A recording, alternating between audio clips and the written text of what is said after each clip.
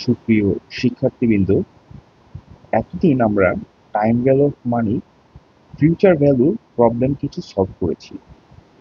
আজকে আমরা time value of money, present ভ্যালুর ম্যাথ সলভ করব।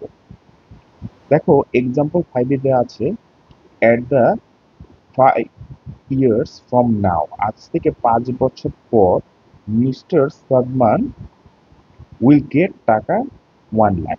দ্যাট মিনস 5 বছর পরে সাদমান 1 লক্ষ টাকা পাবে। If discount rate is 8%, what is the present value of this amount? তার মানে এখানে প্রেজেন্ট ভ্যালুটা জানতে যাচ্ছে, what are the present value of the amount he will get at the end of 10 and 15 years। এখানে একটা কোশ্চেন থাকতে পারে যে কিভাবে আমরা প্রেজেন্ট ভ্যালু যে চেয়েছে সেটা বুঝবো। প্রথমত, যদি কোশ্চেনে প্রেজেন্ট ভ্যালু ডিরেক্ট চায় তো খুব ভালো, বলেই দিয়েছে। কিন্তু যদি নাও দেওয়া থাকে, আমরা যে ডিসকাউন্ট রেট কথাটা যদি আমরা দেখি যে ম্যাথে দেয়া আছে, তাহলেও আমরা বুঝে নিব যে সেটা বলেছে প্রেজেন্ট ভ্যালু বের করার জন্য। তো এতদিন আমরা ফিউচার ভ্যালু ফর্মুলা দেখেছি, আজকে দেখবো প্রেজেন্ট ভ্যালু ফর্মুলা।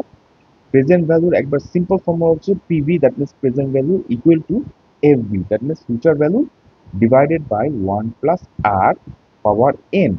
এখানে এফভি মানে তো ফিউচার ভ্যালু আমরা বুঝতেই পারছি, 1 প্লাস আর মানে হচ্ছে রেট অফ রিটার্ন বা ডিসকাউন্ট রেট বা ইন্টারেস্ট, যেটাই বলে না কেন, পাওয়ার বাই এন। এন হচ্ছে নাম্বার অফ ইয়ার্স। সো যদি 5 ইয়ার্স এর জন্য আমরা বলি, সুন্দর মতো আমরা ফর্মুলাটাকে বসাবো। প্রেজেন্ট ভ্যালু ফর্মুলা, যেহেতু এখানে প্রেজেন্ট ভ্যালু বলেই দিয়েছে, প্রেজেন্ট ভ্যালু চাচ্ছে, আবার ডিসকাউন্ট রেটও লেখা আছে, তার মানে সেটাই প্রেজেন্ট ভ্যালু চাচ্ছে।